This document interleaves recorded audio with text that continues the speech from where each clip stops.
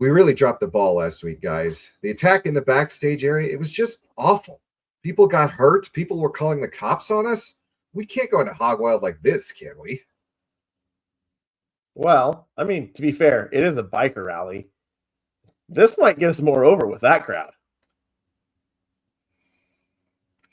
Look, we've got to get the go-home show right. We need to highlight all the major stories and build up the hype for the pay-per-view. Can you do that, Matt? Yeah, no problem. Scott Norton will be there, so we remind the fans about him and Ice Train. And we got some build for Eddie and Flair. The Horsemen will be there. The DOD, Benoit and Malenko. Team WCW all have matches. I think we've got it all covered. That's it? You don't think maybe you forgot something?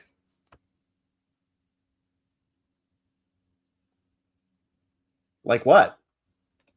Oh, I don't know. Maybe to advance the most important storyline we have in any kind of meaningful way?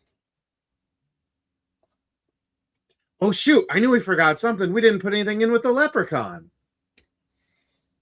The following podcast has been paid for by the new Pod Order.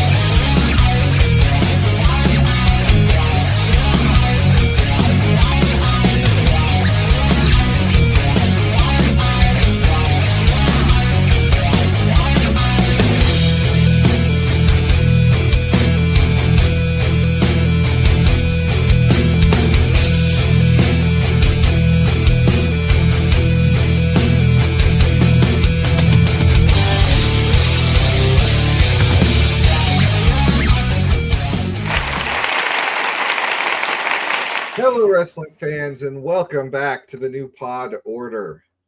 I'm your host. I'm Adam Rogers. I just got back from delivering a bunch of cryptic threats to my enemies via thoughtful gift sent by limousine.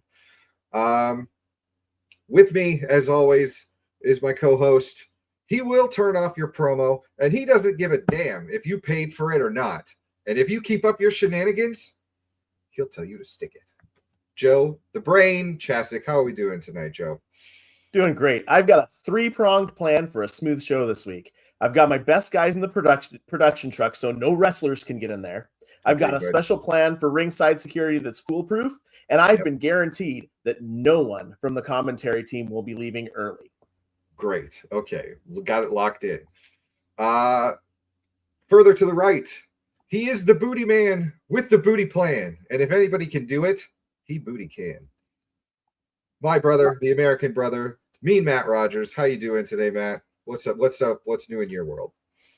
Oh, nothing too exciting. Just ready to see this amazing go-home episode of Nitro. Great. Okay. Well, if we see one of those, I'll let you know. To recap or start things off the way we usually do, what is this podcast? It is not a conspiracy theory podcast. So if you clicked on this hoping to find out how Antifa used the COVID vaccine to pollute the reflecting pool, you are in the wrong place. But stick around anyways. Maybe you'll learn some things about WCW wrestling. Maybe you'll decide to spend your time on that instead. This is instead a podcast of three wrestling fans who chronicle the rise and fall of the NWO, wrestling's greatest faction. And if you're in for that, then settle into your chairs, grab your pot pies and your Mountain Dew, and let's go ahead and dive in. But we will start off, as we usually do, by talking about what was going on in the world this week. For August 5th, 1996, the date of our show, the issue of Time magazine featured the headline, First Flight 800, now Olympic Park. The games go on, but terror shakes America.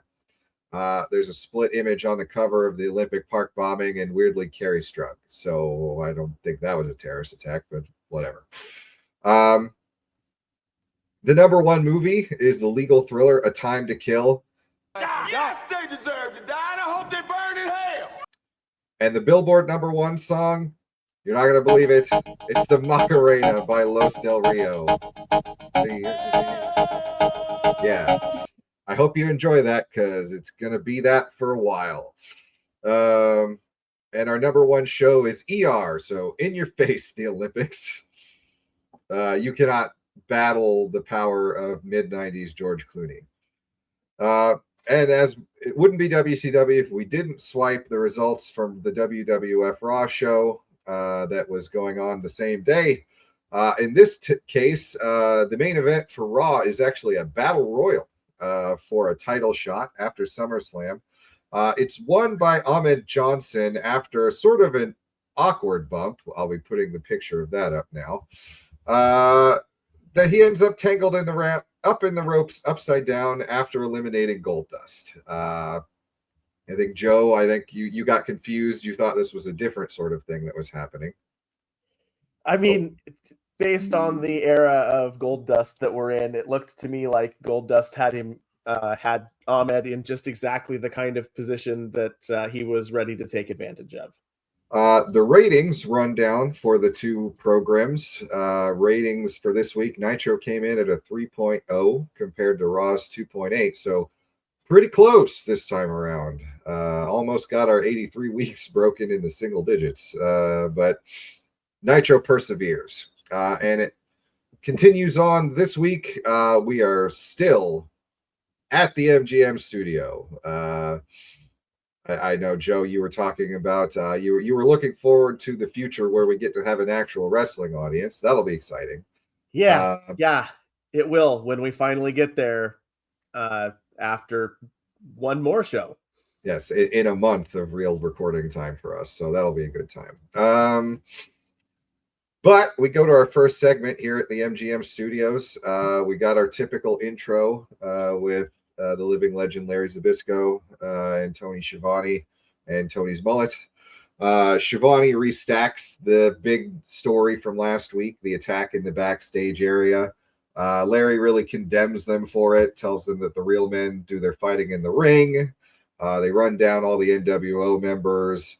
But Larry assures us he's run the game of chess in his head. And all the New World Order has done is light a fire under the pan of WCW. And this Saturday, the NWO is going to dive right in. But we do open with an interesting development, because coming out to the ring at about this time, we have the security that is being provided by the wrestlers themselves for this week's show. So we've got Scott Norton, Uncle Bubba, the Faces of Fear, Meng and the Barbarian are going to stand outside the ring for pretty much the whole show, presumably to protect against any outsider interference. And as we will see, that's it. No other interference really worries them that much. But immediately behind them, we get our 4 empty chairs back from last time. So Larry and Tony put those over again. This time, implying that, well, they're back, so maybe they are for the NWO and their 4th man. We're left to speculate on that as we jump over to our first match, for the WCW Tag Team titles, the No Shit Rock and Roll Express. Yep, it's Territories era month in WCW apparently, between this and the Hammer Valentine match last week. But they're coming out to Harlem Heat with Sister Sherry and Colonel Rob Parker. Yeah, I mean, I don't know. I was too busy staring in disbelief at the fact that you not only is the Rock and Roll Express in this, but you're like, okay, title match for you guys. I don't know. Any kind of was this your first time watching the Rock and Roll, Matt? No, I'd heard of the Rock and Roll Express, and I've seen bits and pieces of them here and there. I did have the exact same reaction you had when they announced them. I went, no shit, the Rock and Roll Express, they're still going at this time. So, I was a little caught off guard. That wasn't what I expected to see in the slightest. We start the thing off, Stevie Ray's in the ring with Ricky Morton. Stevie has the same reaction as we did, where it looks like he's just pointing at them like, can you believe this shit? And then he goes and he tags in Booker. Ostensibly, this is put the speed guy against the speed guy is what they're supposed to be doing. But I think maybe Stevie's just like, who are we going to go up against next? The Andersons. But yes, this is Stevie showing some blatant disrespect for the ironic 5-time tag team champions of the Rock and Roll Express. Booker flexes on Morton some, kind of shows that even though he's the fast guy, he still has the power advantage.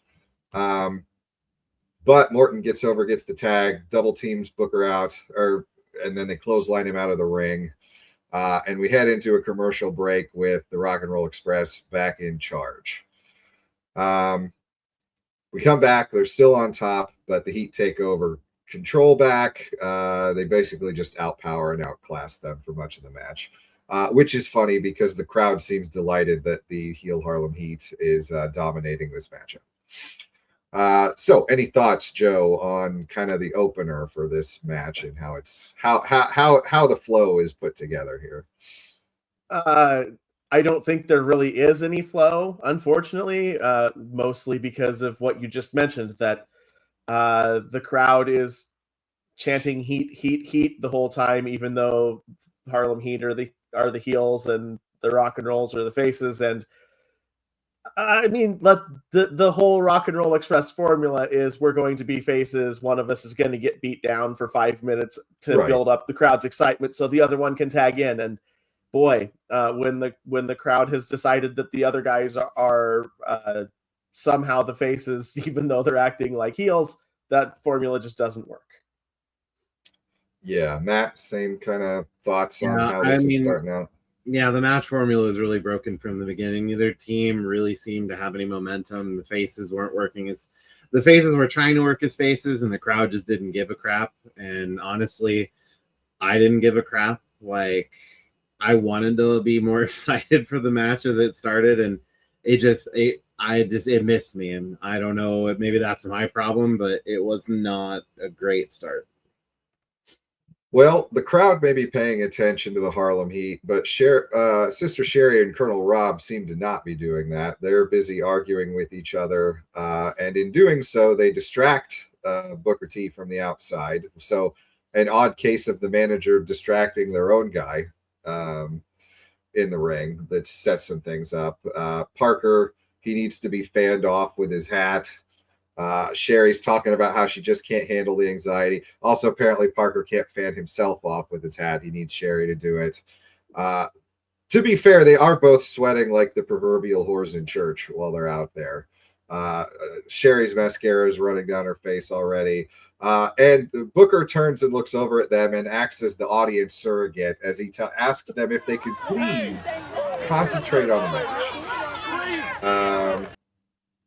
So, meanwhile, back in the ring, Gibson gets the hot tag. And right about this time, I spot a man who I feel is very suspicious. And like immediately I clock this guy. He's got a Hawaiian shirt. He's got a black WCW hat prominently right in the middle of the camera, a mustache, sunglasses. And he's sitting in one of the 4 empty seats. And I'm locked in on this guy. Like, I don't know if you guys spotted him, but like immediately I'm like, is this the 4th man? Who's this guy? Like, this has got to be a plant, right? Yeah, at the very least, it felt like, a seat filler to make sure that none of the real crowd sat in those seats for whoever was going to end up there. But it kind of doesn't really even end up working as that. No. Well, and, we'll touch on it again later, but like later, it looks like somebody just came and kicked him out of the chairs. We're like, hey, we're trying to leave these open. Go sit over here or something. So I guess it is just a regular fan, but I don't know. The dude looked sus to me. So, back in the ring, the Rock and Roll Express hits their big double drop kick. But then weirdly, Morton goes to go out of the ring and he ends up getting tied up with the referee, almost, like what you would see a heel guy do to like tie up the ref, but it's the face trying to get out. So the ref can't get down to count. In the back of that, Sister Sherry jumps up on the ring and goes in for her kiss of death. But Gibson sees her coming. I guess he watched the film from last week, so he's got that scouted. He shoves her back out. Colonel Parker tries to jump up on the ring and defend her honor in like the Lisa Simpson, I'm just going to swing my arms like this, and if you get hit, it's your fault. Earns himself a punch. But that creates an opening for Stevie Ray to just lay a big boot into the middle of Gibson's head. Booker gets the cover 1, 2, 3. We get as we go to our replay, and the replay booth puts up a nice shot of Stevie telling the ref to go count the pinfall at the end. What do you guys take from this match? What's your takeaways from it? Where do we got this one scored? Oh boy. Joe. Yeah, this was like at best a half a star. I mean, there were a couple nice spots. The double team work that got done was pretty nice. But God, this crowd just buried this match. And neither team was really willing to call an audible to try and switch things up to turn the formula on its head or anything like that. So unfortunately, there's just not much good to say about this. Yeah. And I mean, honestly, I wonder at this point, like, how much longer can they leave the Heat as heels? Because like every time we've seen them, the crowd's been way in their corner. So I don't know how long it stays before they turn them, but I think that the opportunity is definitely there. Matt, where do you score this one? I'm gonna join in with the audience and bury this match. It was bad. There were a few flashes when Booker was in the ring, because young Booker is fun to watch. He's fast, he's athletic, his moves look convincing, but the chemistry between the two teams, the actual design and flow of the match was terrible. I mean, the crowd didn't help. I'm not going to bury them for it, because they were doing what they thought was right and was probably justified. But I gave it maybe a quarter star, and that's only off of Booker's involvement. The ending was weird, and just the whole vibe around it was kind of weird. It was a weird decision headed into your pay-per-view, is to have a weird match where the Heat have, an actual opponent on the pay-per-view that they don't really interact with much. But yeah. Well, I mean, we did get our first spinneroonie from Booker T, though. Oh, that was in this match, huh? Okay. Yeah. I didn't realize this was the first one ever. Well, I mean, not the first one ever, just the first one that we've gotten to partake of. Okay, that makes more sense. Well, I mean, that's a quarter star all by itself, so that must be why you're on a half star. We bounce up next to Mean Gene. I guess he's going to try to redo that interview with the Nasty Boys from a few weeks ago that kind of blew up on the launch pad. This week, they've got a match in the main event. The Nasties are going to face off with two-thirds of Team WCW, Luger and Sting. And sort of the topic of the interview is how the Nasty Boys have kind of an old relationship with Hollywood Hogan. And apparently they're getting a lot of heat in the backstage area about it. A lot of people thinking that maybe they're going to join the NWO. Two of those people being the aforementioned Sting and Luger, who are the self-appointed like narc police for this show, and come out to lead a McCarthy-esque witch hunt for NWO members by demanding that the Nasty Boys say whether they're, with the NWO or not. In his credit, Knob sticks to his party line that the Nasties don't condone what Hulk Hogan did, but they don't condemn it either. So at least they're consistent. But yeah, it does certainly put across the sort of aura of paranoia that I think the storyline is trying to build going on in the backstage, locker room area. Matt, did you sort of buy this promo for what it was trying to get across, or think it missed? Yeah, no, I get what they're going for here. I guess my problem is one, without the background personally of the Nasties and the Hogans, or That's not true. the Hogans, the Hogan, that it doesn't really resonate with me. And another problem I have with the Nasty Boys is they're starting to resonate in my mind kind of like Brick Tamlin from Anchorman, where they're yelling all the time for no reason.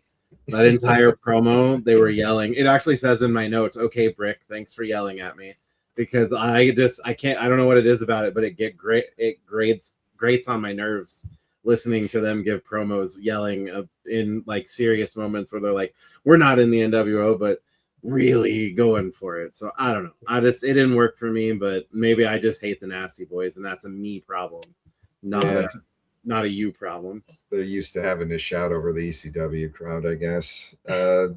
Joe, do you have any thoughts you want to put in on this part?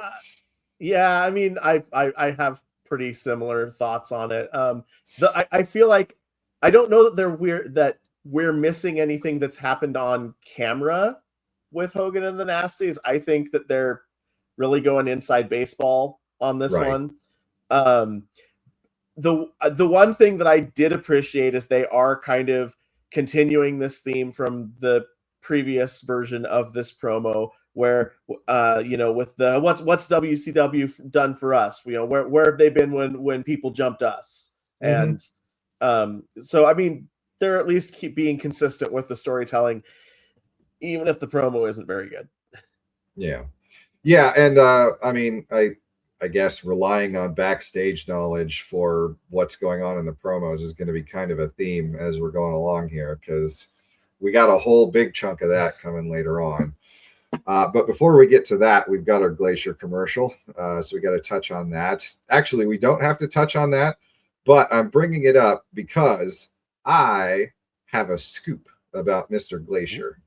Brand new news. The other guys don't know about it. We're going to make you wait for it, though. This is called a tease. So wait for Glacier commercial number 2 to break that story. But I'm telling you now, it's huge. We come back from our commercial break, and we've got Malia Hisaka, this time with Sonny Ono as a manager, fighting against Medusa, who somehow, apparently, I never noticed until now, spells her name Madusa. In my head, I guess it just switched it to an E every time, and I just never noticed. But obviously, this match is trying to set up the big match between Medusa and Bull Nakano that's coming at the pay-per-view, the bike versus bike match. And again, I was kind of impressed with this one, just in terms of the sequence of the moves, the back and forth action between the two. This is kind of a 50-50 start. It's a little herky-jerky. Like, they don't clearly have the ring time to just flow evenly into one move or the other, but when they're hitting the moves, they're hitting them and executing them well. And I mean, honestly, I kind of thought that it felt like they were really laying it in a little bit more this time than they did the first time. It felt like the opening here, they were really going after it. The 50-50 part ends when Hisaka breaks out her signature move of the hair throw to take control of the match. But I mean, I don't know. Was I kind of on an island with this one and feeling like, at least it feels like they're really putting some pop behind the moves and things this week? Matt? Yeah, I think that's a pretty apt description of the first half of this match. I got a kick out of Larry saying, maybe Medusa should shave her head so that there's no hair for Malaya to use against her. It's not an incorrect statement. Like, now hold on. You only have that quote. The second part of the quote is what makes it bad, and you cannot let Zbyszko off the hook for the second half. When he actually says the words, "If she was face down in the mat, would she even look any different with the head shaved?" I think I may have missed that, to be perfectly honest. Probably laughing at the first half of it. Because I was waiting for it, because I knew Zbyszko. I mean, to his credit, he did better than last time, and he only was embarrassing Grandpa at the cookout a couple times, but that one was particularly bad. Well, what also wasn't too great, we start getting later in the match. Hisaka's been in control for a while now, and she goes to set up a figure 4, which I wrote is the slowest figure 4 setup ever. Takes her a while to get that leg twisted around there. She eventually releases it and pops up into the Indian Deathlock, which actually that looked okay. A move that doesn't get used very much anymore. That one looks like it really hurts, so they could probably bring that one back. But it's also right about this time that we get another run back of some of the stuff from the shows we've had recently, which is the arrival of a mystery limo. It's pulling up to that same ramp at the entryway to the MGM studio. You'd think maybe if you don't want that limo to show up, put a roadblock there. Crazy idea. But that distracts some attention away, so we don't really see when Medusa. Well, eventually we see Medusa kind of get back control. She hits kind of a middle rope superplex, which I sort of was looking at it and I was thinking, like, that seems like it would actually be harder, just in terms of Osaka not getting her legs tangled up in the ropes as she goes over there. When she hits it, Sonny Ono jumps up on the apron to try and get a distraction. Medusa drop kicks him. And while she's on the ground, Malia doesn't even hit a move on her. She just sort of lays on top of her. And Sonny Ono grabs her feet and holds them so that she can get the 1, 2, 3. Beating your baby face, well, not cleanly, but beating her going into the pay-per-view for her big match is an interesting choice. I don't know that they've established that Hosaka and Tanaka or Bull Nakano have a relationship of some kind other than being, ostensibly in kayfabe Japanese.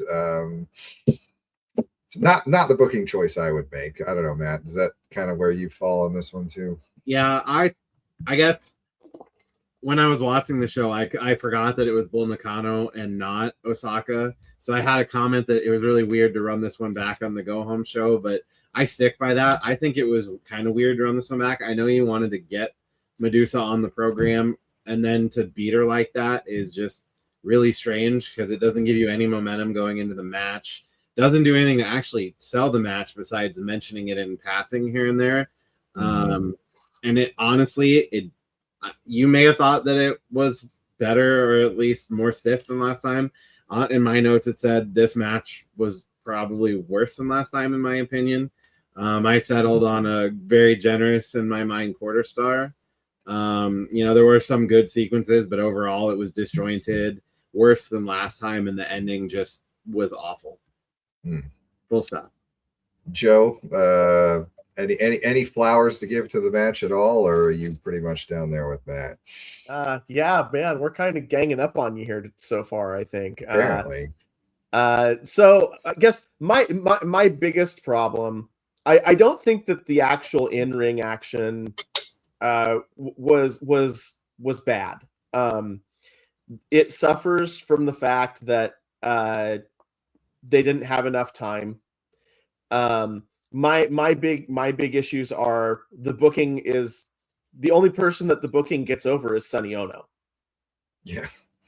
And who will be Bull Nakano's manager. So there is that. Oh, but I don't know that that's. Yeah, I don't know that's who you want to get over going into the pay-per-view though is the manager.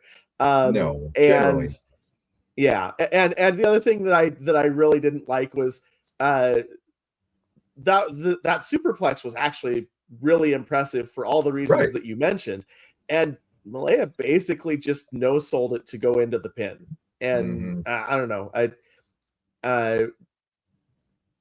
you got Sonny Ono, easy for me to say. Sonny Ono you got him over, and you made Medusa look weak in the finish, and that's just for something that's supposed to be like a showcase for your women's division. It feels like a really bad choice even for the era. Right, and if Ono had been there for that first match, and if the whole point of the build was Medusa versus Sonny over time, then I could see it, because then you have, all right, I'm going to get even with him. Maybe it builds to a Sonny Ono on a pole match or something like that. But no, yeah, it's just a really strange booking choice, and frankly, Medusa deserves better than that. What we get coming up next, we've got Chris Benoit coming out with Woman and Miss Elizabeth. So Miss Elizabeth apparently pulling double duty tonight. versus Alex Wright, one of our sexy young fellas walking down the beach throwing their shirt from a couple of weeks ago. And we start out with a replay of the Eddie versus Benoit, where Dean Malenko interferes and Benoit gets counted out. So we have a suspicion of what's going to probably be coming later on in this thing. I did break a note that Alex Wright coming out to very rave style EDM music is maybe the most appropriate entrance music ever. That seems like mostly what the fella probably does in his off time. Yeah. But things start out with the Wolverine style offense very much on point for Chris Benoit. So, those really nasty looking kicks that he does with the stomp that, looks like he's just going to punch through your back of your torso. So much so that referee Nick Patrick actually has to get in and pull Benoit off of him because he won't, follow the ref's instructions and let him out of the corner, which actually sets things up for Wright to have an opening and actually get in some nice quick offense here at this point, ending in a drop kick that looked actually kind of stiff, which drop kicks can be kind of tough to actually get those to look like they do anything. And Benoit gets a little dominance, but Wright actually gets a lot of offense in this thing. He comes out looking pretty good, I sort of felt, with this, just in terms of you sort of expect this to just be a Benoit on top kind of squash bully match the whole time. And Wright gets some nice high flying drop kicks. He gets a flying head scissors that looks pretty solid. So, points to Benoit, I guess, for giving the rookie some time to actually get his stuff in during the match. It's right about this point that Larry points out the oddity that like 3 of our 4 security guards that are standing around the ring are members of the Dungeon of Doom, who are ostensibly, in a death feud with the 4 Horsemen. But they're out here protecting Benoit during this match. So I think that puts an interesting kind of underline on sort of the oddity of the situation after last week. But Joe, what do you think about how kind of this thing kicked off here at the beginning? I think it's great. You made an excellent point where with pointing out Benoit giving Wright a chance to shine a little bit early, which, with the foreshadowing before the match, we would really expect this to be a Benoit squash.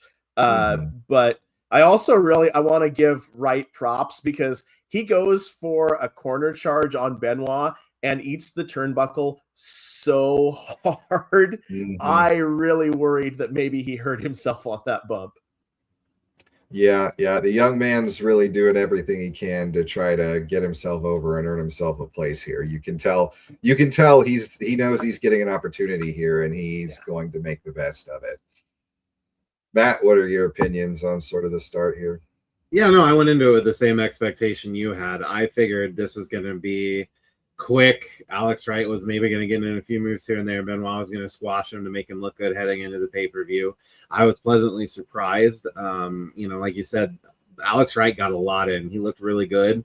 You can tell Benoit's being a good veteran presence and letting the kid get his stuff in. So overall, it was a really good start.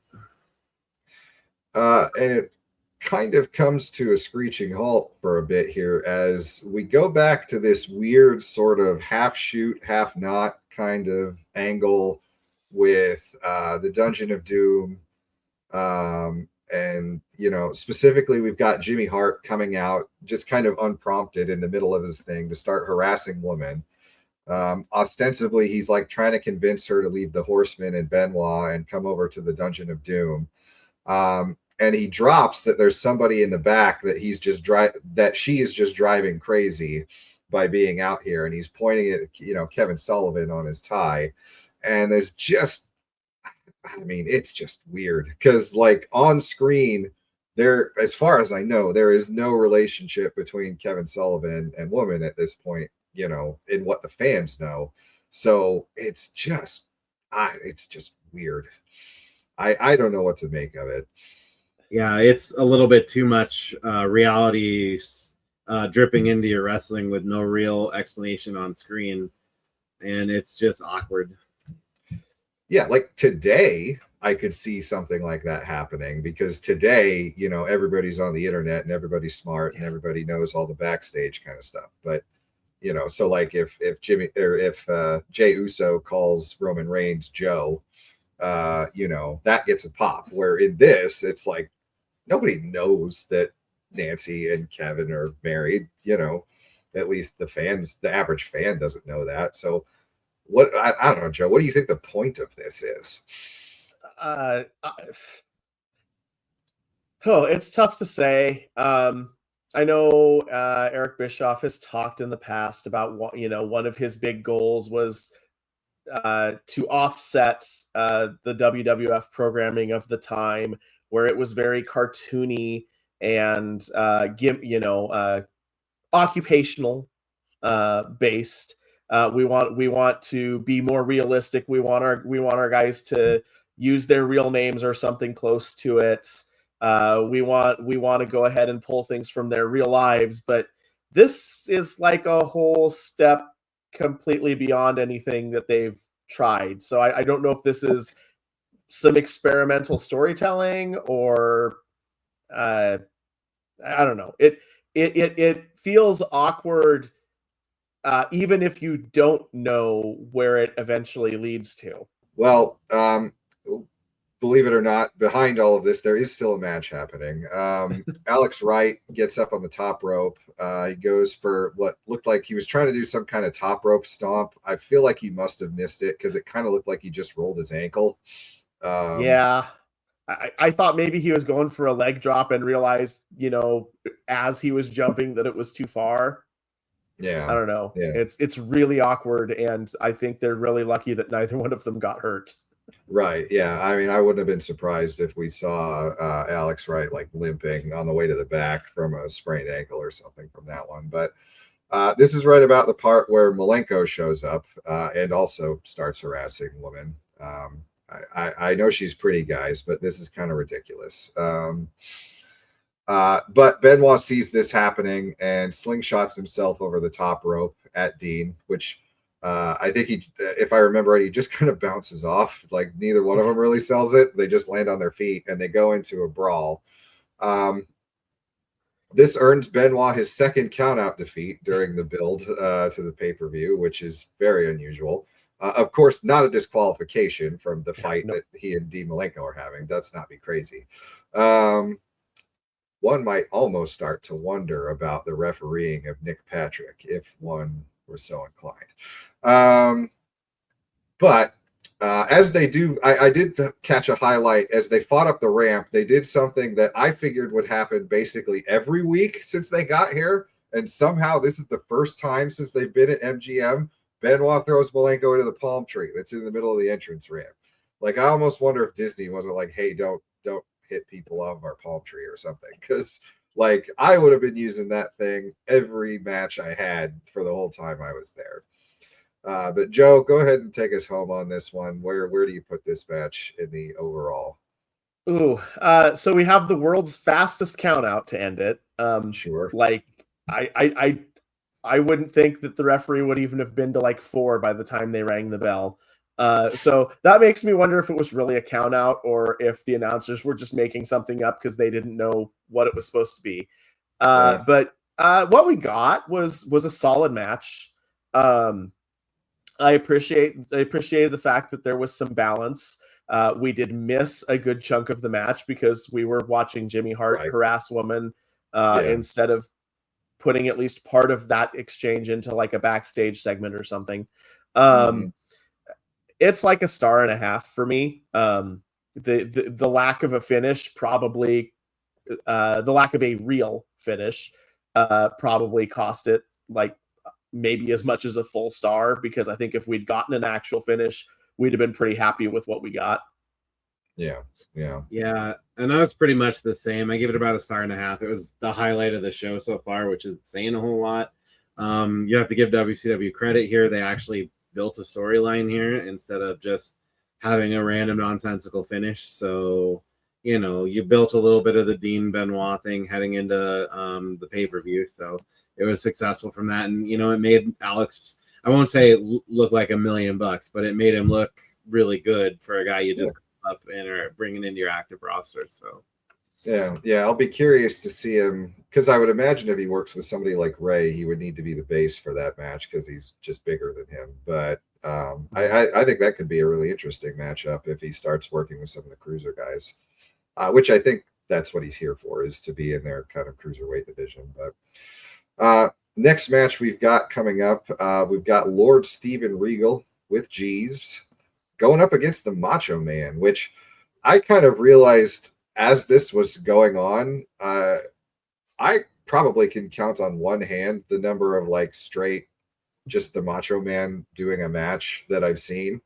Most of the time I've seen him was sort of later in his career. So if he was in a match, it was a gag, or whereas this is just a straight wrestling match. These two guys have a match, and he looks pretty good. I mean, for a guy that Vince McMahon at this point was like, no, you don't need to wrestle, just put you on commentary. Macho Man feels like he's got some more in the tank, at least if this match is any sort of indication. Of course, he's super over right from the jump. So Regal has a ton of heat straight away just by virtue of being opposite the Macho Man. And they start out with some nice like collar and elbow, push arounds. There's a decent technical sequence that ends with Regal doing a hip toss and then doing his funny get back to my feet and run in place and shake my head thing that he does. What is a little odd is that Steven Regal is a very clean, very precise technical wrestler, and most of the Macho Man's maneuvers consist of him choking him or raking his eyes or rubbing his head on the ropes. So that's a little weird. But what's not so weird is that the dynamite stick is back, baby. We're counting down to the next hour. So before we get to the next hour, Matt, what are we thinking halfway through this thing? I really enjoyed the beginning of the match. In my notes, I had captured the moment in the beginning of the match where the only thing more powerful than Macho Madness is a USA chant. So during the beginning of the match, you get a very, very loud USA chant because Regal is one of those bad European folks. Outside of that, it was a very good match. Macho looked really good. I'm with you. I saw a lot of NWO era Macho Man matches, but not a lot of this time frame Macho Man. And I was impressed. I'm excited to see him work more. That's what I'll say headed into the back half. Yeah, this feels like prime like late 80s Macho Man. I don't know if I think he's really energized by getting to work with somebody who is the quality of technical wrestler that Regal is. And this is going to be kind of an echo of last match, but it's really awesome to see a guy like Savage, who's been in the business for forever, go ahead and let a younger wrestler get his shit in.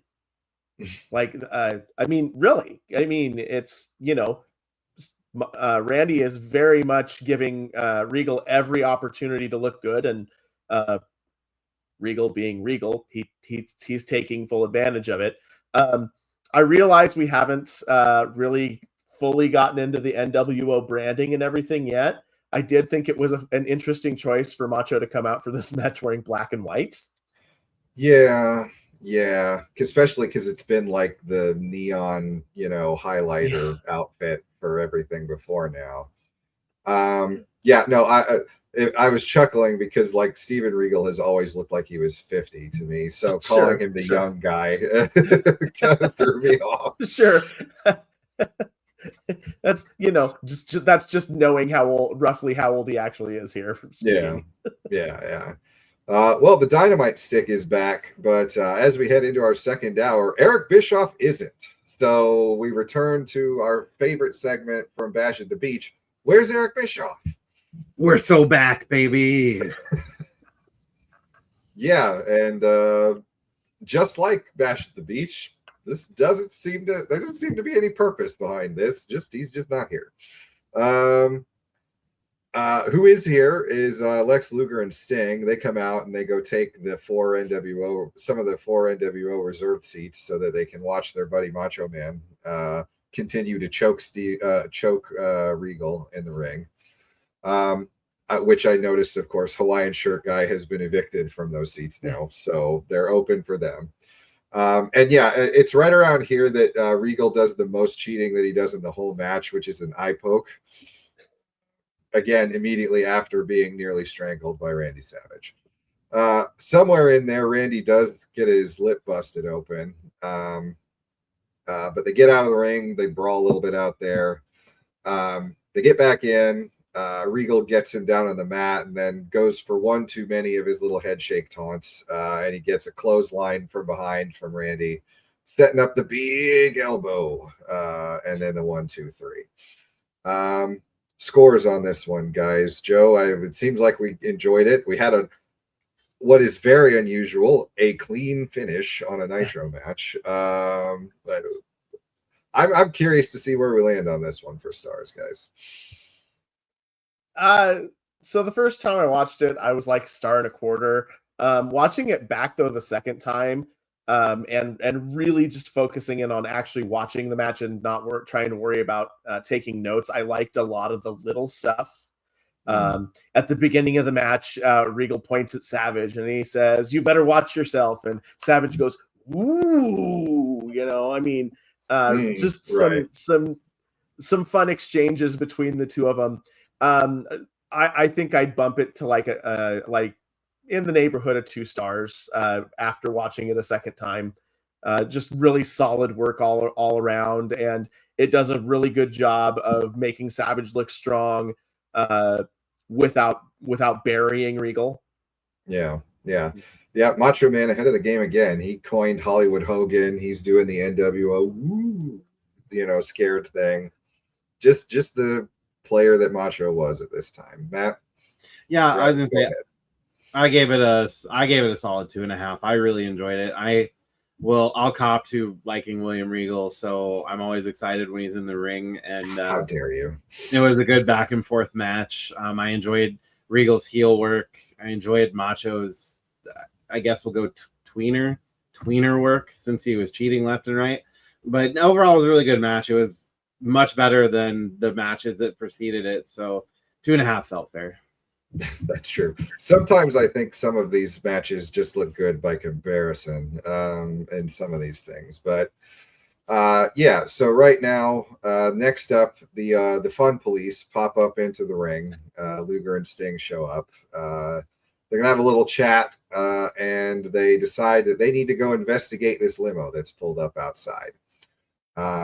They run down, they open it up, and they pull out like a nice bouquet of some white flowers with a little black and white ribbon on it that says condolences for the death of WCW. So those tricky outsiders, they're not in the limo. They just sent a wreath. They head back to the ring. Mean Gene's having a chat with Randy and talking about how, because you'll recall that Randy had said he was just going to jump Hollywood Hogan on the ramp before the main event and not let him get down to wrestle. So they cut a deal where Randy is barred from going to Hog Wild. And in exchange, he gets the first title shot at the winner of Hulk Hogan versus Giant, which sets up a really interesting scenario for our show, which is that if Hulk Hogan wins, he will have to appear on 2 shows in a row, which he has thus far been reluctant to do. Savage sort of loses the thread, because he says the Giant's going to get more of a piece of Hogan than he expects. But if he leaves just a little bit, Randy's going to finish the job, which if the Giant wins the match, he will not be, in fact, finishing the job because he'll be facing the Giant. But, oh well. But you know what that means, guys. We just had a Macho Man promo. Oh, yeah! Where are we going to put this one on the Macho scale?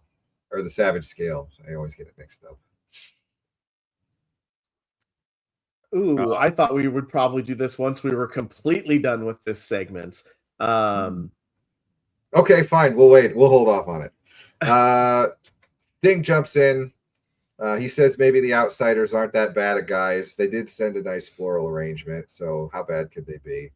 But he really hopes that the outsiders can get their money back because WCW is alive and well.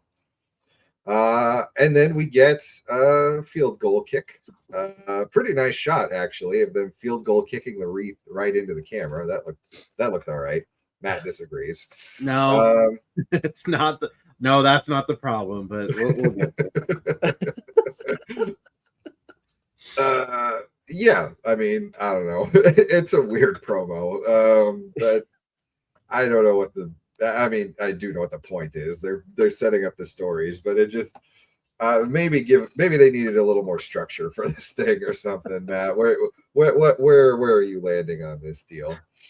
My this whole thing was just, I don't know. Like, I would like to give Eric Bischoff some truth serum and ask him what were you thinking? Because this is just bad. Like, it makes no one look good. Like, at the end of my notes, I have written in caps with the bold lock turned on. Sting is such a dweeb. This is painful to watch. Yes. Like, what a weird ass segment. Like, what is that supposed to do? How is this building your pay-per-view? I mean, maybe Randy's got a post-wrestling career as a field goal kicker. I don't know. But what, like, I don't know. I'll pass it to Joe. This just missed me. I thought it was bad. Three sport athlete, Randy Savage, baseball, wrestling, and now a field goal kicker.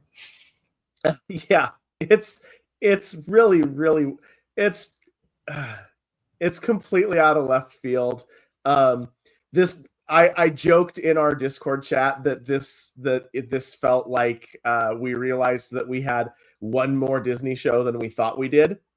Yes, I agree. And this segment was one of the biggest parts of that. Sure, we'll send a limo to sit, for half an hour before anybody goes to look at it, that just has a funeral wreath in it, and have the guys riff on the flowers for 4 minutes. Why not? Yeah. I mean, clearly the NWO has unlimited limo money, so they've got that. We are establishing that. Okay, so maybe the segment didn't land, but the question is, how savage was it? Where are we at on that one? And now I'm going to hit the sound a second. Oh yeah!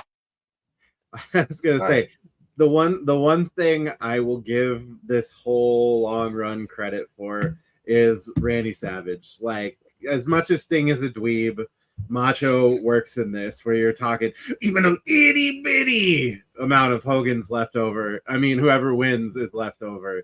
He's going to take him out. So I ended up putting it at a solid 2. I had it as 2.5, but then I remembered we don't have gradients on the Savage. Yeah, just integers. Yeah, I'd have to make all kinds of images if I was going to have half points. Yeah. Jeez. Yeah. I got a kick out of, oops, I've been a little clumsy lately. I dropped it. But purely for Macho's part in this, I felt like this was a really solid 3, especially the commitment to the bit of the field goal with the wreath. Nice. All right. So average to a 2.5, but some moderate savageness in this one. Well, we cut out to commercial. Come back from the commercial. Eric Bischoff still not here. Who is here is that guy I was worried about, the sus dude. Now he's behind the announcers. I got a pretty great screenshot. I'll pop it up now of even Larry looking at him and being like, what's the deal with this guy? But yeah, Larry thinks that foul play might have happened that took out Eric Bischoff and Bobby Heenan. But we'll see. What we also see is apparently it is very warm because Larry and Tony are soaking through those polos that they've got on. We do get a recap of some events from WCW Saturday night, which the more this goes on, the more I'm like, oh man, are we going to have to start watching that show? Because like plot relevant things are happening there. Because this one on Saturday night, we had Ric Flair having a match against Chavo Guerrero. He gets the figure 4 locked on. and then he won't break it. The ref is, out there trying to make him break it, and he's got the ropes and he won't let it go. So Eddie comes out, he breaks it up. There's a confrontation between the two, obviously promoting their big match coming up at the pay-per-view where Eddie will be challenging Flair for the U.S. Championship. There's some scuffling in there. Flair goes for a cheap shot on Eddie when he's not looking, yada, yada. You know what happens. I didn't need to describe it to you. But we go to a backstage promo with Eddie and Chavo. They talk about how they just want to do their business. They're not here to hurt anybody. They just want to wrestle and do what they're going to do. But he's going to hit Ric Flair where it hurts by taking his gold. Then we get an odd cameo from Rey Mysterio, who's apparently treating his injury from the assault last week by wrapping his head or neck with a towel instead of a neck brace. But he starts talking and then we cut it off. I don't know. Any thoughts on this? This ends up being almost like a whole segment of the show, just sort of recapping this thing. I mean, it was good for what it was. I did get a chuckle out of the apparently prescribed treatment for being lawn darted into a production trailer, but outside of that, it was what it was. It is actually a rare moment in the show where we're building directly to a match at the pay-per-view, so you can't complain about that. Fair enough. I got a kick out of Ray at like the whole. Not granted, we get 15 seconds of him being on the screen for this, but the whole time he's like holding his head like he's got a splitting headache, and it's like, dude, if it hurts that bad, you should probably be laying down or something. No, who do you think you are, Lex Luger? You can't be out there with a concussion like that. Who is out there is the silhouette that's currently behind Matt, the Booty Man, coming out with I don't know what she called, the Booty Girl. I know it's Kimberly Page, but I forget what she's called at this time. The Booty Babe. The Booty Babe. Okay, the Booty Man with the Booty Babe. Yep, you need alliteration. Yeah. To counter the Booty Babe, Rick, of course, needs to come out with all of the ladies. So he's got Woman, he's got Deborah, he's got Miss Elizabeth. But as the Booty Man is heading to the ring, the announcers point out that the Booty Man has a relationship with Hulk Hogan. And that the announcers are curious what his thoughts would be on his heel turn. So at this point, I prepare for a rerun of the Hacksaw Duggan interview and the Carolina Panthers linebacker guy interview where they're, okay, so now another person going to get on the mic and tell us how disappointed they are about Hulk Hogan turning heel. I was wrong. I apologize. Shivani apologizes for suspecting Flair last week, thinking that maybe Ric Flair was the fourth man. Larry calls him a politician, but says that they never apologize. They just do 360s, which Tony has to point out. And no, it's a 180, not a 360. Otherwise, you just are back where you started. Yeah. But as this thing kicks off, Flair is doing some not kind of Flair things, which is to say he like hot starts this thing. He jumps the Booty Man from behind. He starts slapping that booty all over the place. He's blatantly cheating in front of the ref. He's not even bothering to hide it. At one point, he just low blows the guy right in front of the referee. I mean, it's Nick Patrick, so obviously nothing's going to come of it. But and we cut up to the ramp, and we see Benoit and Mongo are now lurking out by the palm tree. Somewhere in here, I think before this, Arn came out with his arm wrapped up, carrying a chair to come sit and I guess ostensibly provide security by the side of the ring. But something feels funny. To me anyway, something felt funny about this at this point. Did you guys kind of cotton on to what was going to come from this, or? I didn't really see what was coming. Like I know the commentating had been hitting towards the Booty Man's relationship with Hollywood Hulk Hogan, or that he was somehow tangentially related. I don't know that history, so I didn't know that it was going to jump off like it ends up jumping off. But yeah, no, I didn't see that one coming. I don't know. Maybe Joe has a history of the Booty Man and Hollywood Hulk Hogan. but I sure don't. Yeah, I guess what were you calling it? The name that Pokemon segment, but I guess this is where we throw that Who's one that over to you, Joe. superstar? Yeah. Who's that superstar? So talk to us about the Booty Man. Okay, the Booty Man. So this is real name Ed Leslie. Most people know him as Brutus the Barber Beefcake from 80s WWF. He breaks into the business shortly after Hulk Hogan does in the late 70s in the same part of the country. They become real life friends, and his first notable gimmick is as one half of the Boulder brothers, Ed Boulder with Terry Boulder, who obviously eventually goes on to be Hulk Hogan. He changes his gimmick name to Dizzy Hogan when that happens. He's off by himself in the territories for a while in the early 80s, but when Hogan gets called up, when Hogan signs with the WWF in 84, he comes up, gets the Brutus Beefcake gimmick. He's basically a male stripper in the early stages of the gimmick. Because he's friends with Hogan and because he has worked extensively with Hogan. Probably also because he's friends with Hogan, but I think the first part is probably more important in this particular circumstance. He's one of the first guys that gets like a main event run with Hogan. And when that's done, he drops down the card. He forms a tag team with Greg Valentine, who we just saw. And they're called the Dream Team. They win the tag titles a couple of times in the next 2 years. They break up, and he gets the Brutus the Barber gimmick, and actually is pretty steadily up towards the top of the mid card until he breaks his face in a parasailing accident in 1990. They're setting up for the parasailing run, and the driver mistakes a hand. Somebody raises their hand up in the air, and the driver mistakes it for the go signal. The woman that they're getting set up to go gets pulled forward, and her knees go basically right into his eyes. And he ends up having a whole series of surgeries where they have to basically completely reconstruct his face. He's out of action for 3 years and is used in a very limited fashion, even when he does come back. When Hogan eventually goes to WCW, he follows Hogan there and gets a whole series of forgettable gimmicks.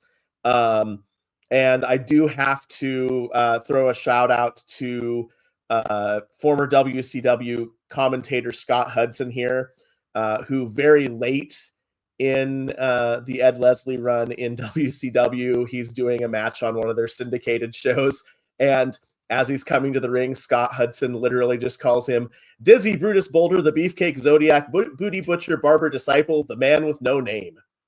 Nice, good stuff. Yeah, so more than just a little bit of a backstage, relationship between these two, which again, if you didn't know that, and Matt, you legit were like, I don't get it. What's the deal? Why does this matter? You wouldn't know why this is happening right now. So again, this weird mix of like shoot and kayfabe that's kind of getting sprinkled in here.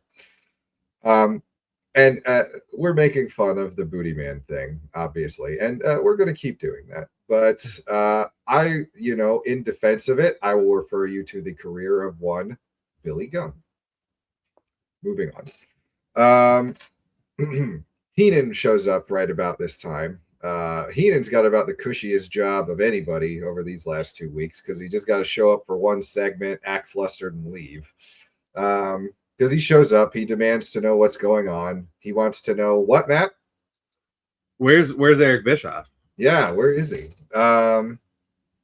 Meanwhile, in the background, the Booty Man actually gets, on top and gets a little offense in, and we don't see any of it because we're busy with this argument on the outside of the ring. Heenan eventually said, nobody's giving him any direction. Nobody's telling him what's going on. So he's out of here. So that's a wrap on Bobby Heenan for tonight, everybody. right around the point where Flair gets the figure 4 on, and again is just holding the ropes right in front of the referee, disregarding the instructions, and Benoit and Mongo hit the ring, and the beatdown is on at this point. And this is where Larry kind of lets on what's happening, because he says the Booty Man is a friend of Hulk Hogan, and right now that's hazardous to your health.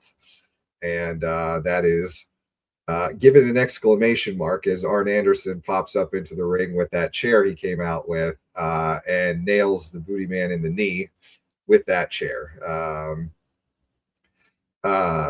Yeah. And I made a note that what's almost as powerful as, like, you know, the image of this sort of gang attack that's going on the ring is that the cameras cut to the outside and show all of the security people just pointedly not acknowledging that it's happening. So just looking out and like, I didn't see nothing. Yeah. So Benoit and Mongo get some nice exclamation points in, jumping in for some more hits on poor Booty. That Booty's getting clapped all over the place. And we actually go first to an interview with Mean Gene and Arn Anderson. Gene demanding that Arn stop this now. And then Arn delivers a pretty fantastic promo, honestly. That the pain of what happened to him last week has put things into focus. Seeing everyone, Sting, Luger, Bagwell himself in the limo, put it into the place that, like it or not, they're all together now out of necessity. He points out how the arrival of the New World Order signals the end times in the good book. But if they're not going to let this be the end of WCW. And he puts over that the Horsemen are the original gang in WCW. And there's one rule of gang fighting. They send one of yours to the hospital. You send one of theirs to the morgue. And the message is being put across at this point. Benoit and Mongo get on the mic. They get some quick lines in. Mongo's kind of hysterical, like wide-eyed thing actually kind of works here. It comes across as he's just furious. Flair gets on the mic and he goes nuts. It's not what the most coherent Flair promo that you're ever going to hear, but it gets across that if Hogan wanted to get their attention, he's got it. They hurt his best friend in Arn Anderson, so that's why they hurt his. And, like, you know, part of this I think was trying to bait Hogan into coming out to try to save him, which, you know, obviously he's not going to do that. But yeah, so this segment, guys, I mean, we probably can skip on star ratings for the match because the match really isn't the point of what's going on here. But yeah, what do you think of this segment, guys? I thought it was a really good segment. Like, my notes were very clear here about how impressed I was with Arn's delivery of that promo. It was very well done. It really captured the tone. I'm interested to see if they actually go anywhere with this Four Horsemen NWO. They do. I was gonna say I don't remember it, so it'll be interesting to see. And then I would just like to highlight the end of my notes are you can tell how serious they're trying to make this because Flair doesn't woo, and then Flair doesn't woo. You know, shit has gotten real. You know, I didn't catch that, but you're right. Yep. Yeah. I don't know, Joe, any other thoughts? As a segment, this is like if we were going to give it a star rating as a segment, it's at least a 4-star segment. Like, you're right. There's no point in really talking about the match. My comment on the match itself was at least it was short.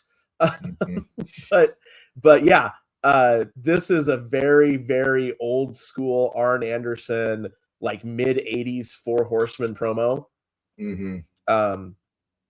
Where I mean, he really he carries this segment on his back, honestly. Yep. They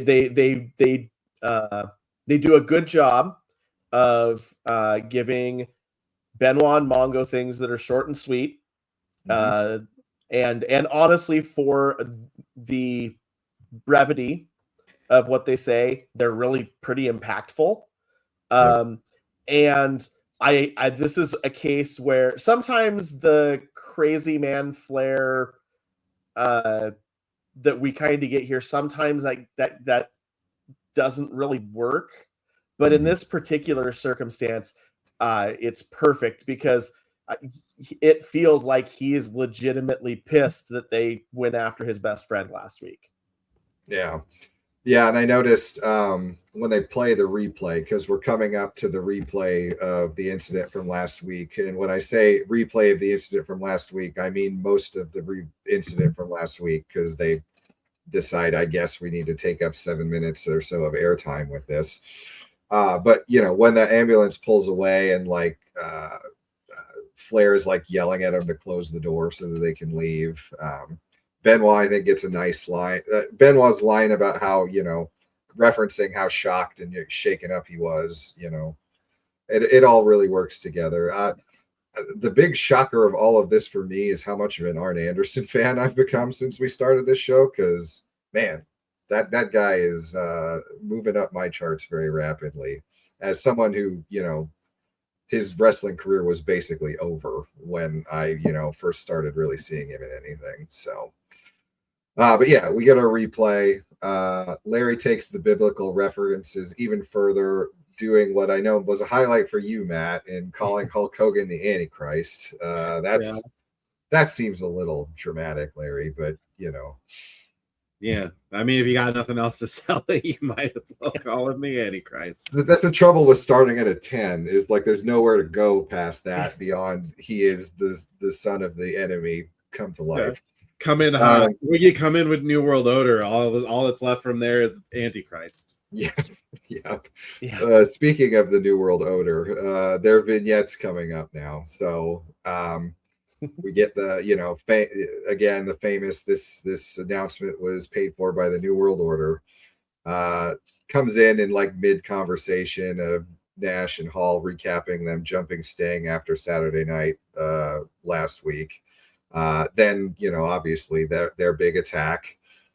They joke that maybe Billionaire Ted needs some hitters for the Braves, and they know a couple of guys who can swing a bat. I did notice Hogan seems to be kind of toning the Hulkamania stuff down a little bit now. He's pivoting over towards Hollywood Hogan starting in this one, I think. I think maybe somebody had a little talk with him about like, look, it doesn't work if you're the bad guy now. You got to chill out a little bit, dude. He also points out that apparently the day after Hog Wild is Hulk's birthday. It's my birthday. Happy birthday to you. So he actually is a Leo, unlike Scott Hall and Kevin Nash. So, there's that. He says he's going to take the WCW title, turn it into the NWO title. And this is part of their kind of what I sort of forgot about the New World Order angle of like them basically starting a corporation. Like it's not going to be the WCW anymore. It's going to be the NWO. And, as Hall tells us, there's going to be some bumps in the road when you're doing that kind of thing. This is about extermination, et cetera, et cetera, et cetera. There's a lot more stuff in this before we move on to the next part. But compared to last week, Joe, what do you think about how this sort of angle or approach to promoting the NWO, how that's sort of working out? Last week's is definitely like the more iconic of the two that we've seen so far. But yeah, Hogan mostly tones down the Hulkamania shtick. We do get a moment of Hulkster where we talk about fee fi fo fum. How could the giant be so dumb to come to Sturgis? It's like, oh, you were so close to getting through without falling back on it. But overall, yeah, it's very effective, especially when it gets cut off in the middle, to be honest. Yeah. Matt, before we get to that part, what do you feel about how this is going here with this angle? I'm gonna go the other way. I thought it was really weird. It didn't do anything for me. Like remembering these back in the day, I remember them being cooler than this. Like sure, they're technically innovative, and in the wrestling product, it's something new and exciting. But like the promo material itself, I don't think it was that good. And maybe I'm alone in that, but I don't think like I get that it's really cool and it's really innovative. I've heard the stories of how the production for it was, innovative for where we were at this time, but like to me, I left feeling that was kind of lame. That's not really a great jump point to get into Hog Wild, but maybe that's just my hot take of the day, but I thought that was pretty lame all around. I mean, the end doesn't get any better in my opinion, but this was pretty bad too. So yeah, I mean, I think again, last week you were saying Scott Hall was kind of the MVP of the promo. I think he's doing a great job again on this one. It's a little bit more even between him and Hulk in terms of who's contributing. Nash is still like, I don't get it. Do your flex face, whatever that thing was. But the vignette abruptly ends as the Fun Police strikes again. Sting and Luger have now entered the video truck and have made them turn off the NWO's vignette. Despite the fact that they paid for this time on the show. So that sets Turner up for a nice breach of contract coming out of that sort of thing. It is funny, like apparently the security is like, well, actually, you, Sting and Luger, you go in and mess up the production. That's fine. You go ahead and do whatever you want. As they're being escorted away, Sting, of course, offers free pot pie and Mountain Dew to everybody in the trailer. So this is just, the stick it, the free pot pie and Mountain Dew, just Sting really, really nailing it on a week-to-week basis. Just to clarify, I wasn't trying to say that anything that came after the point where the promo got cut off was good. I just thought it was really effective to cut it off in the middle the way they did. Right. To sell how upset Sting and Luger are with the outsiders at this point. Yeah. Yes, which is why, of course, they're joking and grinning and, Well, yeah, like I said, they don't follow up on it well, but yeah. I mean, to sell it with the fake like, oh, we're plugged into the production feed and we can hear people talking to commentary about how it's cut off and a beat by beat rehash of what the NWO did 2 weeks before that when they were in the production truck. It's like, did we just run out of it's like Joe said, we ran out of ideas. We had one more Disney show and we're like, fuck it, we're just gonna throw it all against the wall and see what sticks. Yeah. I mean, it may have legitimately it feels like Eric Bischoff looked at his calendar like, oh shit, we have to do another one. Oh damn. Whatever, it's fine. Wrestling fans don't remember what happened a week and a half ago based on how many times we have to show replays of guys getting thrown into the sides of trucks and crap. So nobody's going to talk about this in, I don't know, say 30 years. Yeah. Who would do a thing like that? Right. Well, we go on to our next match. So things are not necessarily going to take an upturn here because we've got Sergeant Craig Pittman with Teddy Long taking on the Giant with Jimmy Hart. This is a full squash match, period. Make the Giant look tough. I wrote that the Giant employs a lot of ass-based offense in this match. Pittman's what moves he gets in involve a lot of weird jumping headbutts. Given that Masters of the Universe just came out, I'm reminded of Ram Man. He's even kind of built like Ram Man now that I think about it. But so chokeslam 1, 2, 3. Teddy goes for another one like he did to Hammer Valentine last week. Teddy comes in, tries to tell him to stop, so he chokeslams. He choke lays Teddy down on the ground instead. That's our hero, folks. That's who's going to save the day against the NWO. Gene pops into the ring. He interviews. Well, first he asks Jimmy Hart how he could do that to another manager. Jimmy starts to answer, but he gets cut off as yet again a mystery limo has arrived. And Jimmy gets about as flustered as I just did and just kind of is like, yeah, the Giant's gonna come get you, basically is all he kind of gets out there. Giant pretty much cuts the same promo he's been doing the whole build about, he won the title. He won it since he was a kid. He's going to defend it, blah, blah, blah, blah, blah, blah, blah. Yeah. He does spit on Gene at one point, and Gene is apparently very upset about that. I would think, like, interviewing people doing wrestling promos, that probably happens once a show to Gene. So this must have been a pretty vile loogie here that he dropped on him there. So I don't know. That's entertaining, I guess.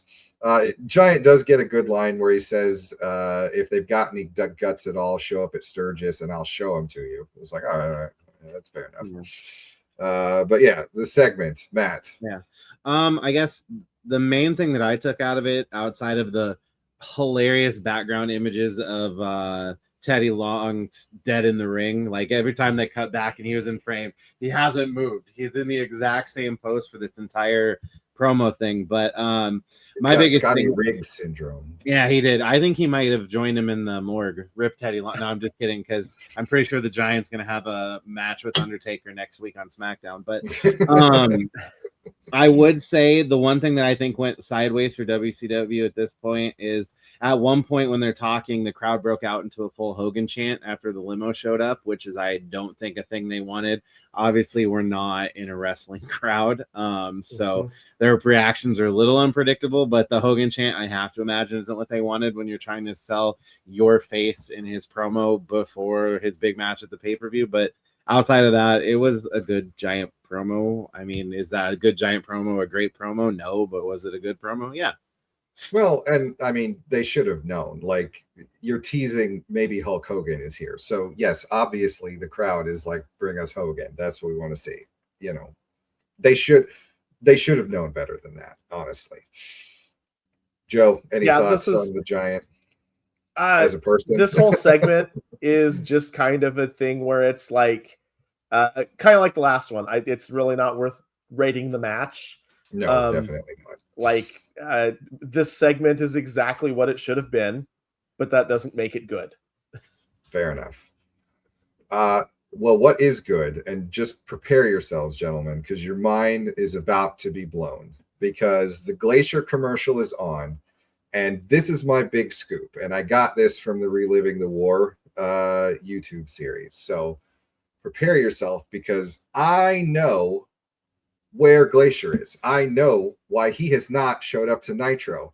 And that's because the son of a bitch was in the crowd at Raw. He's been there the whole time. Maybe he's doing his own invasion angle. I don't know. But look, I mean, the evidence is incontrovertible. I'm Glacier on the sign. Oh, you guys aren't reacting with the shock that I expected you to have. I thought maybe you were building to revealing that he was at Vader's White Castle of Fear from back in like 93 or whenever that was. No, man, he's busy. He's got to go sneak in and hold up signs behind, I believe that's the Donnas and the New Rock, or the bodies and the New Rockers that are facing each other there. Okay, well, fine. Whatever. I fell about as flat as this show. Let's go on to the main event. We've got the Nasty Boys. They're taking on Sting and Luger. We do get a recap before this, so an update on the Macho Man's money situation, because apparently he also doesn't believe in banks and kept all that money still in the suitcase, because Macho and Sting were facing the Nasties on that show. Sting wins by hitting Knobs with the briefcase. So again, here goes our good guys. But that creates an opening for Mongo and Deborah to come out from the back and steal it back. So again, canonically, the Macho Man is again broke. No wonder he was so mad and choking Regal earlier in the show. I also realized I came to another revelation as Team WCW's on the way out to the ring that Sting's music is literally just some lady singing "He's the man called Sting" just over and over. That's all it is the whole way through. So that's awesome. Yeah, I really didn't appreciate how much of a dork this character is when we started this. The Steiner brothers also come out to watch this match. The Steiners and the Nasties have some history. Sags and Luger start us off. We get some good back and forth. Well, we get some back and forth brawling.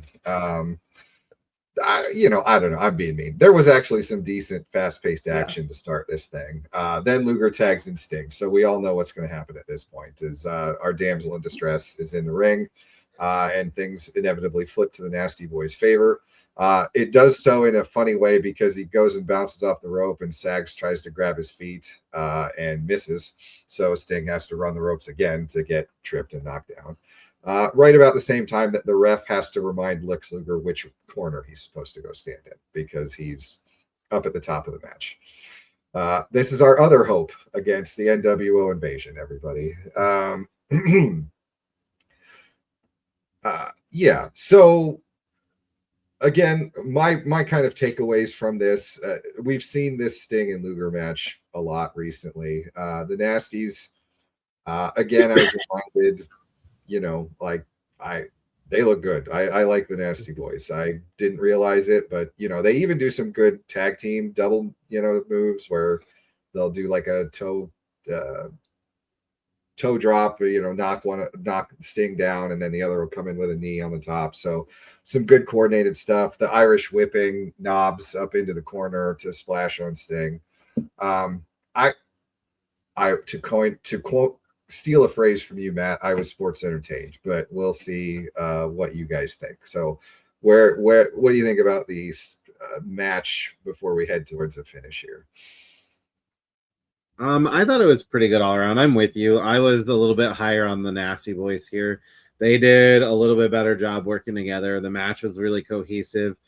I don't know where we are at the point in the match, but there was one cool spot when Sting got tagged, or not Sting, Luger got tagged in for a hot tag where he slung shot over the top rope and drop kicked one of the Nasty Boys. I thought that was pretty cool. Hadn't seen that before. I am getting a little tired of Sting and Luger as a tag team. I'm not going to lie. It doesn't work for me. I get the Team WCW thing, but if we're utilizing the Team WCW weapon, why are we fighting random people who are on Team WCW? I mean, sure, earlier they accused the Nasty Boys of being on the NWO side when they were fun policing, but I guess I don't get that portion. But it was a good match to this point. So on that point, when we get to the end of the match, I have the definitive proof that the Nasty Boys are not part of the NWO, but we'll save that for the end of the match. To this point, yeah, it's solid, old school, like Southern wrestling type brawling tag team match with it's very formulaic. They're obviously building to the hot tag finish. But it works. Yeah. And maybe this wouldn't be as egregious if you weren't like watching it with the critical eye, but like I'm like, maybe let Luger in, make Luger be the damsel for a match. Just, mix it up a little bit. Like, don't just do it the exact same way every time because it makes Sting look terrible. He's just getting pounded every single match. It makes him look even worse than when he gets on the microphone. But yeah, Sting eventually gets his feet up as Knobs is doing a nothing off of the corner, kicks him in the jaw, gets the hot tag, and again, Lugering ensues at that point. A lot of running around, a lot of forearms. He does get that nice drop kick, so points for that. He tries to get Knobs up into the torture rack. He gets interrupted, but I think maybe they saved him there because it didn't look like he really had the oomph to get him up there anyway. But now everything breaks down. Sting pops into the ring. It's the full format, 2-on-2 in the ring. Luger and Sags end up on the outside. They start fighting. Sags misses a clothesline on Luger and hits Rick Steiner by mistake. So he earns himself a Steiner line for his trouble. Luger, he is the legal man at this point. So again, cool. Faces clotheslining the legal man on the outside and no DQ. Roll Luger in. Sting is not the legal man, but he puts the Scorpion Deathlock on Sags, who then taps out. And the match is over. Sting's not legal, but who cares? It's WCW, and the main event's done. Scores for the match, gentlemen. Yeah, I mean, who cares? The rules are made up, and the points don't matter. But I gave it what I called a generous 2 stars. Like you said, I was sports entertained. It wasn't a great match. The ending I'm sure Sting meant to tag in at some point, and probably either Luger wasn't in position or they just forgot and rolled with it anyways. That was my main note. Was I'm pretty sure Sting wasn't legal there. I guess the Nasty Boys win, but no, it was good enough. It was entertaining. It wasn't great, but it did the job. Yeah, I think it's like the a star Nasties really, I think the Nasties really do have like some beef to get like upset with WCW because they've been getting hosed left and right here. Yeah. It's like a star and 3/4. Same general neighborhood as what Matt said. I wonder if having Sting put the Scorpion on at the end is just like throwing him a bone. Hey, we know we've been making you look bad by looking like the weak link, so here you can get the win. I don't know. But on the other hand, back to the Nasties and the New World Order. So Larry has been pushing this whole New World Order line. Okay. Well, if you're familiar with the Nasty Boys, you know that they have a signature move where they get one of their opponents in the corner and they take and one of them holds them there and the other one goes ahead and raises his arm up and rubs their face in his armpit, and they call that Pity City. Obviously, if they were part of the New World Order, they would have used that move in this match. Your reasoning is flawless. I can find no holes in it. Other than that, maybe they didn't want to do that to Sting and just have like a purple and yellow armpit for the rest of it. And make him look like even more of a dork. I was going to say, one of my notes for the match was New World Order again. I will not miss this one when Zbyszko gets over it. Yeah. So we get a commercial break. We head to our post match. Couple of kids pop up in the ring to pose with Sting and Lex. It's cute. Gene says that they must be working at the Main Event Fitness Center. They escort them politely out of the ring. And Gene asks Sting if it's going to be beautiful at Hog Wild when they go face the Outsiders, and Sting says it won't. But he's just distracted because there's this limo that's been out there, and they know the Outsiders aren't there. There's no way, but there's a chance. What 1 in a million chance? What if the Outsiders are there? So they decide they're going to go check it out. They go and they open the door, and it turns out that actually the amount of time that they spent debating about this in the ring has kind of screwed the segment up because someone throws a bag out at them, and then the show ends before you get any sort of reveal of what the deal was with the bag, because time management is hard. Thankfully, the WWE Network does provide an exclusive of what we missed after the cameras went off the air, which is that Sting and Luger laugh about how this is a Turner Broadcasting branded bag. There's a note inside that says that Ray was right. There's a fourth guy, or maybe a fifth. Sting says he's losing respect for them, not because they're too cowardly to show up to face them, mind you. He's getting on their case because they don't have branded merch. They don't have a logo, despite the fact there is a large NWO logo on the top of the letter that they were holding up. So Sting, on top of everything else, elitist about not having cool merch, apparently. I'm losing respect too, but not at the Outsiders. That's not fair. I would have been a lot cooler, I said, if Sting had opened the bag and there was one of those paint bombs from like bank robberies had gone off at that point in Sting's face. At least then something would have happened. Maybe some anthrax powder. I don't know. What do you guys think about the end of the show? I mean, I'm gonna read my note verbatim about it. It doesn't cover much, but what it does say is pre-Crow Sting is such a massive nerd. I may actually hate this version of Sting.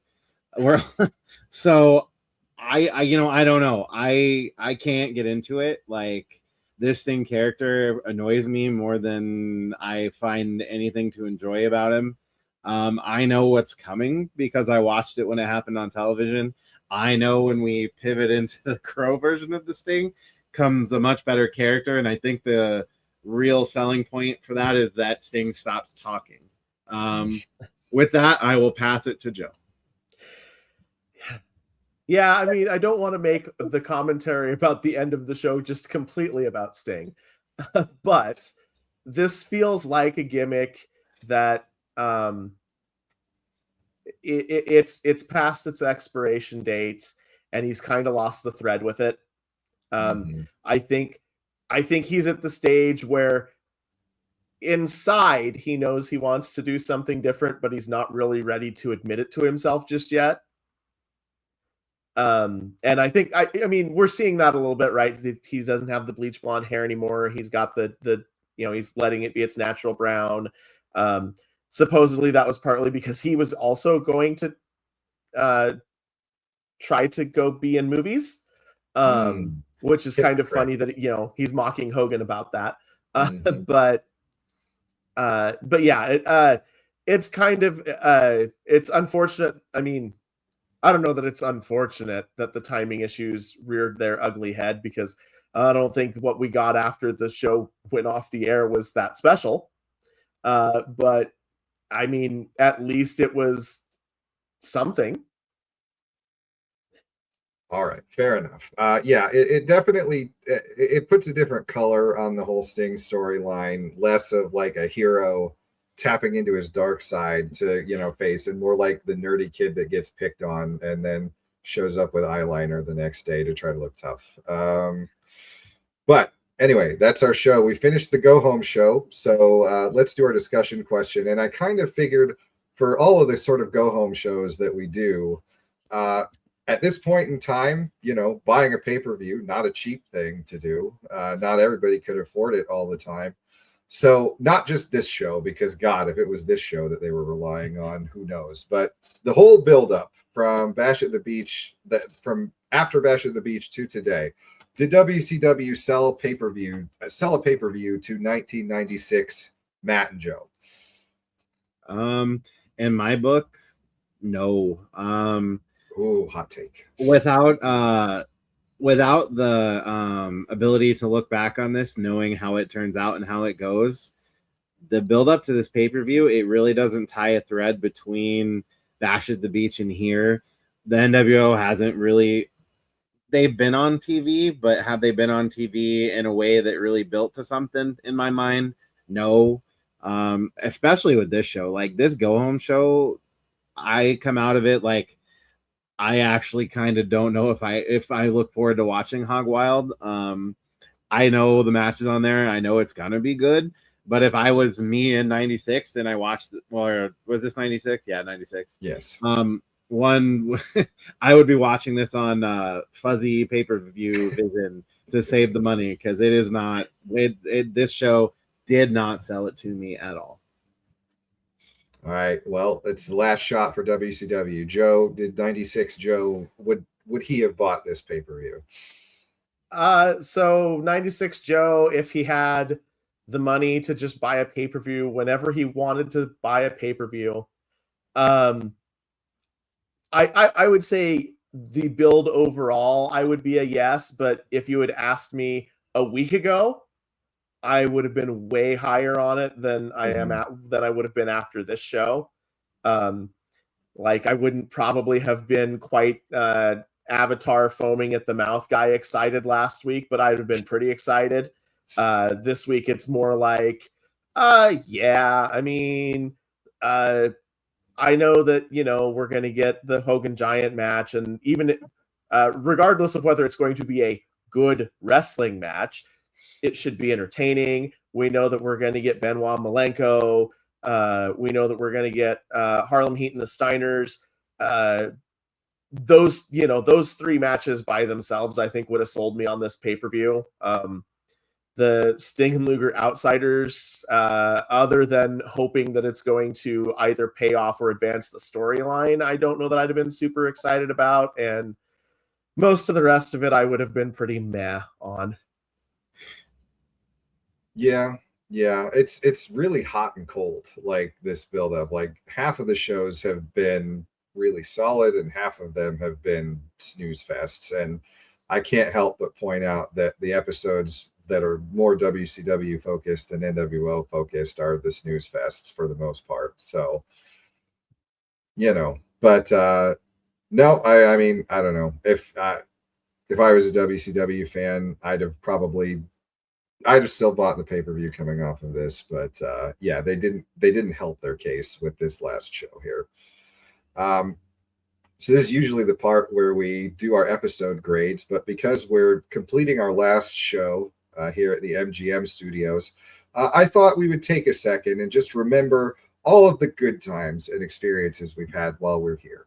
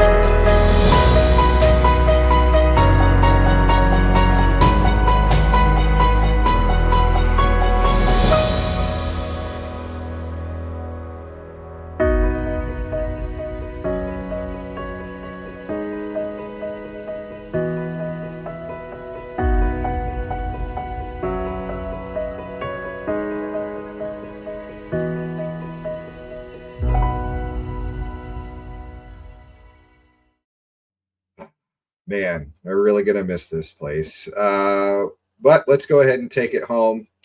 Joe, I'll throw it to you first. What's your episode grade for this WCW Nitro?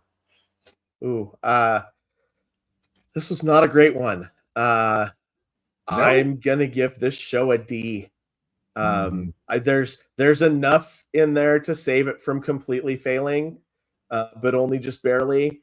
And I don't know. I feel like the combination of the things that are, whether intentionally or not, pretty obviously recycled from the 4 shows that came before this, and the handful of things that we did do that looked like they were going to be interesting, just either not being an actual scripted part of the show or red herrings. There's just really nothing here to get excited about. Fair enough. Matt? This is a full stop bad show. The last shows, you could split them in half and grade on a bell curve and get up to a good score. But outside of the Macho Man match and the segment with the Horsemen, this show was just a giant nothing burger. So I gave it a D-. It's by far and away the worst Nitro we've watched to this point. I hope WCW doesn't hit this low again until, we're way far down the line. Obviously it does at some point grind to a stop, but this show was bad, and the wrestling was bad, the build of the pay-per-view was bad, the NWO stuff was bad. There's just no silver lining. It's just absent. Yeah, one has to wonder if the post pay-per-view hype must have saved the ratings, because if they were already this close to where they were only a 0.2 off of each other, and then they put out this, pile, this could have been the end of the 83 weeks right here. But yeah, this is not a good show. the Four Horsemen thing and the Arn promo and the Macho Man and Regal, I've maybe put it at a D plus for me, but yeah, this is not a good episode of Nitro. There's really not much else to say for it. So with that, we'll go ahead and wrap it up. We've been your hosts. I am Adam. He's Joe. He's Matt. Thanks for watching, and come back next week for Hog Wild, which will at least be more interesting. So we will see you there. The New Pod Order is a sister show of the Analyzing Attitude podcast, which you probably guessed from us being on their channel. Be sure to drop a leg on the like and subscribe buttons, and if you like our show, you should give theirs a listen, because you'll probably like it too. Its opening video was created by Ace, and the theme was recorded by Jade Garrow and is used with permission. If you want to contact the show, our email address is newpodorderpodcast@gmail.com, or reach out to us on X at NPOorderPodcast. The show is hosted by Adam and Matt Rogers and Joe Chasick, who want you to remember that when you're NPO for life.